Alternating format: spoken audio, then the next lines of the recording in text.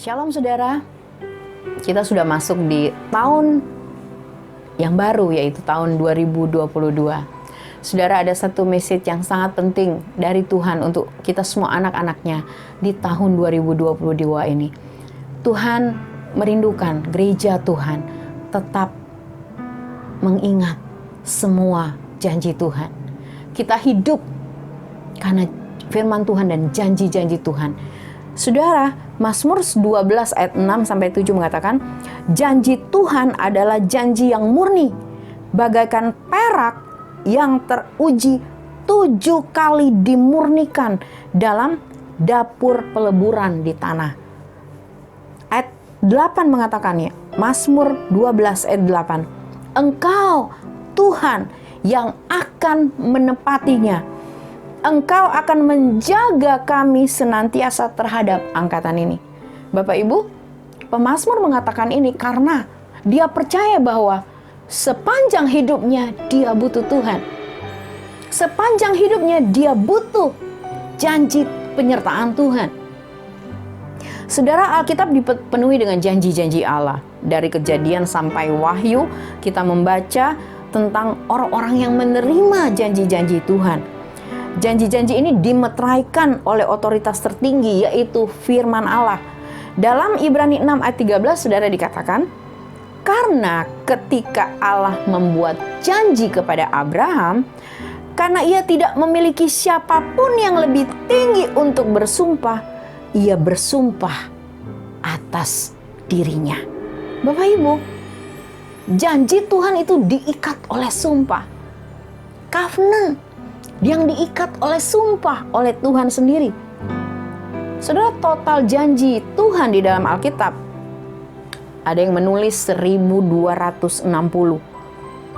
Total perintah ada 6468. Prediksinya lebih dari 8000, Bapak Ibu. Nubuat yang sudah digenapi kira-kira 3268. Nubuat yang belum digenapi kira-kira 3140. Bapak Ibu, begitu banyak janji-janji Tuhan. Apakah Bapak Ibu, kita semuanya sedang hidup dalam janji Tuhan? Ataukah kita hidup di luar janji Tuhan? Sehingga ketika kita menghidupi hidup kita, menjalani kehidupan kita, ketika kita melewati proses hidup, melewati masalah, melewati persoalan, tantangan kehidupan, kita menjadi terpuruk, kita menjadi putus asa, kita menjadi orang-orang yang lemah, gampang jatuh, gampang gagal, karena kita berusaha hidup di luar dari janji-janji Tuhan. Saudara, janji dibuat oleh dua pihak. Saudara lihat janji yang dibuat Allah dengan Abraham, Kejadian 17 ayat 4. Dari pihakku, inilah perjanjianku dengan engkau. Engkau akan menjadi bapa sejumlah besar bangsa. Kemudian janji Allah dengan umatnya, bangsa Israel, Ulangan 28 ayat 9. Tuhan akan menetapkan engkau sebagai umatnya yang kudus, seperti yang dijanjikannya dengan sumpah kepadamu. Jika engkau berpegang pada perintah Tuhan Allahmu dan hidup menurut jalan yang ditunjukkannya. Ini janji yang Tuhan ikat dengan bangsa Israel. Janji yang Tuhan ikat dengan kita, gerejanya. Matius 6 ayat 33. Tetapi carilah dahulu kerajaan Allah dan kebenarannya, maka semuanya itu akan ditambahkan kepadamu. Janji Tuhan semua akan ditambahkan kepada kita. Semua adalah seluruh yang kita butuhkan dalam hidup kita. Keselamatan, penyediaan, proteksi, covering, dan lain sebagainya. Di seluruh area hidup kita ada janji Tuhan bahwa semuanya itu akan ditambahkan. Tetapi di pihak kita, janji kita kepada Tuhan kita harus mencari dahulu kerajaan Allah. Kerajaan Allah bukan bicara tentang kebutuhan-kebutuhan jasmani. Kerajaan Allah bicara tentang damai, sejahtera, dan sukacita dari Roh Kudus. Kerajaan Allah adalah pribadi Yesus. Apakah hidup kita sudah mengalami Dia? Apakah kita sudah mengalami spirit encounter, mengalami kingdom encounter? Perjumpaan secara pribadi dengan Yesus Kristus. Atau kita menjalani hidup kita menjadi orang Kristen yang biasa saja. Orang Kristen yang beragama, ya, agama Kristen. Saudara, Christian is not a religion. Christian is a relationship with our God, Jesus. Tuhan bisa memakai orang lain untuk menggenapi janji-janjinya bagi kita. Tapi Tuhan tidak pernah memakai janji manusia untuk menggenapi janjinya. Dia berdaulat dengan janjinya.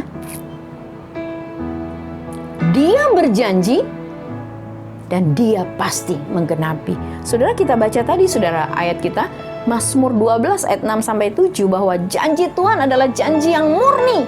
Saudara, murni itu tanpa campuran, tanpa rekayasa, tidak ditambahkan oleh pengalaman orang, tidak ditambahkan oleh pengetahuan dunia. Tidak, janji Tuhan adalah murni dari Tuhan. Ini adalah inisiatif Tuhan. Ini adalah apa yang ada pada Tuhan buat kita gerejanya. Bagaikan perak yang teruji.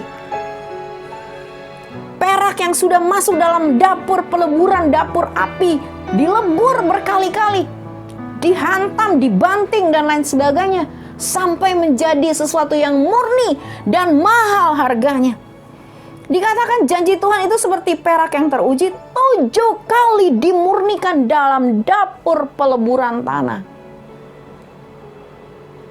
Dan ayat 8 mengatakan, Engkau Tuhan yang akan menepatinya.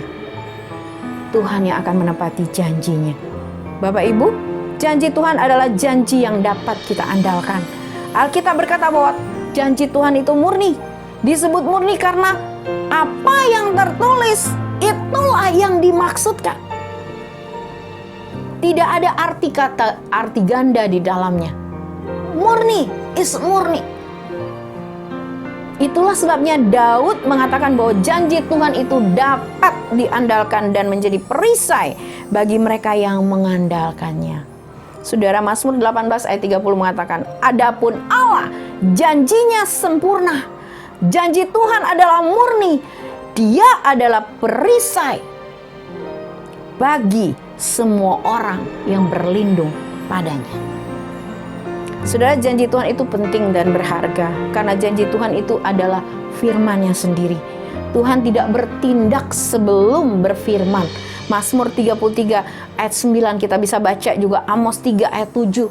Sebuah janji yang diberikan adalah sebuah tanda dan pemicu dari sebuah karya Tuhan yang ajaib dan heran. Saudara, pernahkah kita mendapatkan janji Tuhan dalam hidup kita? Apa yang saudara dapatkan janji Tuhan untuk tahun 2022? Saudara, kita bisa mendapatkan semua janji Tuhan melalui firman-Nya. Saudara, jangan pernah keluar dari firman Tuhan. Firman Tuhan, ya dan amin. Apa yang dijanjikan di dalam firman-Nya pasti digenapinya. Peganglah janji Tuhan, karena Tuhan tidak pernah ingkar janji. Mazmur 119 ayat 162 mengatakan, Aku gembira atas janjimu seperti orang yang mendapat banyak jarahan. Wow. Saudara, mari hidup dalam janji Tuhan. Bagaimana agar janji Tuhan digenapi dalam hidup kita? Pertama, mari lakukan bagian kita. Amin. Perjanjian covenant kita dengan Tuhan itu antara Tuhan dan kita. Lakukan bagian kita. Apa sih bagian kita, saudara? Mari terima janji itu dengan iman. percaya. Ya, Ibrani 11 ayat 1 mengatakan, iman adalah dasar dari segala sesuatu yang kita harapkan. Dan apa? Bukti dari segala sesuatu yang tidak kita lihat. Bukan berarti tidak ada. Tidak kita lihat dengan mata kita secara jasmani, karena sedang Tuhan kerjakan dalam dimensinya Tuhan, dalam dimensi ilahi, dimensi rohani, dimensinya Tuhan. Roma 10 ayat 10 mengatakan, karena dengan hati orang percaya dan dibenarkan, dan dengan mulut orang mengaku dan diselamatkan. Saudara, mari saudara belajar untuk declare the words of God every single day. Tiap hari saudara deklarasi firman Tuhan. Saya lakukan itu setiap pagi, deklarasi firman Tuhan. Saudara mungkin belum melihat pertolongan Tuhan, belum melihat sesuatu terjadi ketika engkau deklarasi firman, tapi percayalah, firman itu sedang bekerja di dalam dimensi Tuhan. Amin. Di dalam dimensi ilahi, dan satu saat akan berkarya melalui kehidupan kita yang nyata. Saudara, yang kedua, bagaimana supaya kita bisa mendapatkan janji Tuhan? Bagaimana supaya kita bisa hidup di dalam janji Tuhan dan janji Tuhan digenapi dalam kita? Pertama tadi saudara, lakukan bagian kita. Terima semua janji Tuhan, firman Tuhan itu dengan iman. Yang kedua, bertindak dalam ketaatan. Yakobus 2 ayat 17 mengatakan, demikian juga halnya dengan iman. Jika iman itu tidak disertai dengan perbuatan, maka iman itu pada hakikatnya adalah mati. Saudara, bagaimana mungkin Abraham keluar dari Ur Kasdim, keluar dari sanak keluarganya, keluar dari kehidupannya yang sudah established di sana? Bagaimana mungkin Abraham bisa melakukan itu? Mendengar suara Tuhan, keluar dari tanah leluhurnya, keluar dari keluarganya, pergi ke suatu tempat yang belum diberitahukan kepadanya kemana dia harus pergi. Bagaimana mungkin Abraham melakukan itu kalau dia tidak punya iman kepada Tuhan? Saudara, iman akan memperlihatkan, atau iman akan membuat kita melihat hal-hal yang supranatural. Saudara, kita manusia natural yang hidup dalam dimensi supranatural, dimensinya Tuhan, dimensi ilahi, dimensi roh. Saudara, yang ketiga, saudara, bagaimana supaya janji Tuhan digenapi? Sabar menunggu waktu Tuhan.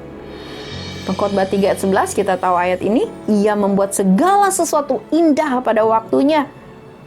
Bahkan ia memberikan kekekalan dalam hati mereka. Tetapi manusia tidak dapat menyelami pekerjaan yang dilakukan Allah dari awal sampai akhir. Saudara, segala sesuatu yang Allah kerjakan dalam hidup kita itu adalah yang terbaik, saudara. Tuhan tahu apa yang kita butuhkan. Tuhan tahu hidup kita akan seperti apa. 5 menit ke depan, sehari ke depan, 2 minggu ke depan, setahun ke depan. Dia tahu, Bapak Ibu, dia tahu, saudara. Dan dia tahu kapan dia bekerja menggenapi janjinya dalam hidup kita. So, saudara, lebih baik kita percaya kepada Tuhan.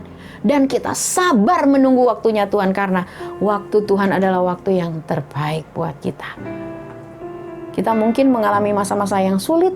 Kita mengalami persoalan, masalah, tantangan dalam kehidupan kita.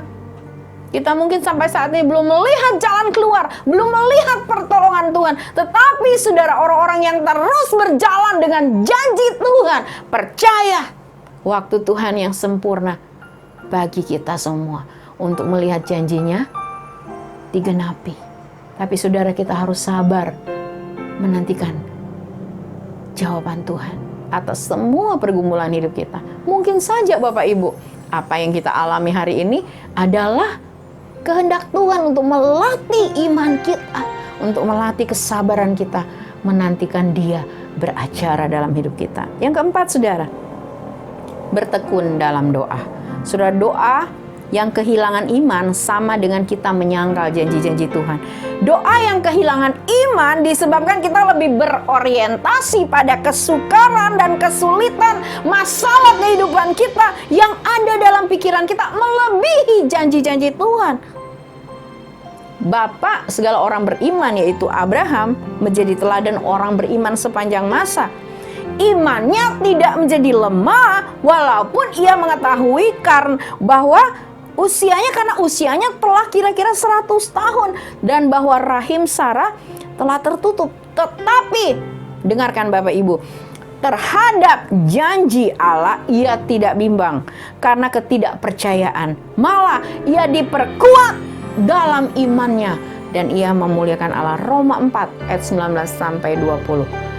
Mungkin tidak ada dasar untuk berharap bagi Abraham bahwa janji Tuhan menjadikan keturunan Abraham seperti pasir di pinggir pantai, saudara. Itu akan digenapi. Tetapi di sini dikatakan terhadap janji Allah ia tidak bimbang. Bapak Ibu, dari mana Abraham bisa memiliki iman seperti ini? Dari hubungannya dengan Tuhan, dari hubungan yang serius, intim dan dalam dengan Tuhan. Mari ngalamin kedalaman dalam hubunganmu dengan Tuhan. Jangan senang di permukaan, saudara. Kita tidak akan mendapatkan revelation ya, yang dalam ketika kita hanya bergerak di permukaan saja. Saudara, mari ngalamin kedalaman dengan Tuhan. Bangun hidupmu lebih dalam lagi di dalam persekutuan dengan Tuhan. Percayakanlah hidup saudara dalam tangan Tuhan. Meskipun tidak mengetahui apa yang terjadi di depan, rancangan kekal Allah yang sempurna sudah Dia rancangkan bagi kita. Saat ini kita berdoa atas apa yang kita inginkan. Allah tahu apa yang kita butuhkan. Doa adalah tempat paling strategis. Untuk apa Bapak Ibu? Untuk kita membangun hubungan dengan Tuhan sehingga tahu apa yang ada di dalam isi hatinya. Dan yang terakhir saudara, bagaimana supaya kita mengalami janji Tuhan? Bersyukur. 1 Tesalonika 5 ayat 18 mengatakan, mengucap syukurlah dalam segala hal sebab itulah yang dikehendaki Allah di dalam Kristus Yesus bagi kamu.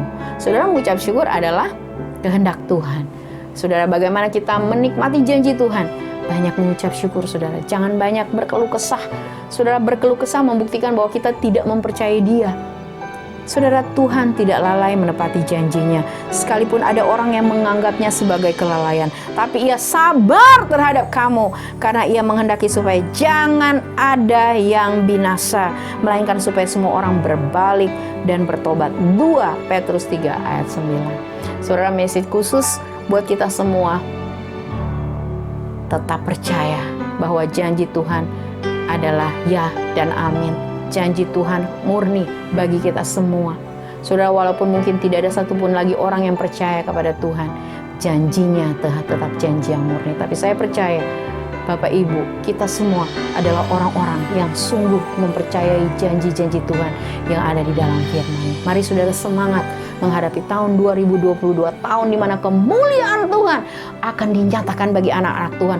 Tahun di mana gereja Tuhan diangkat ke permukaan agar Yesus dipermuliakan, agar namanya dipermuliakan.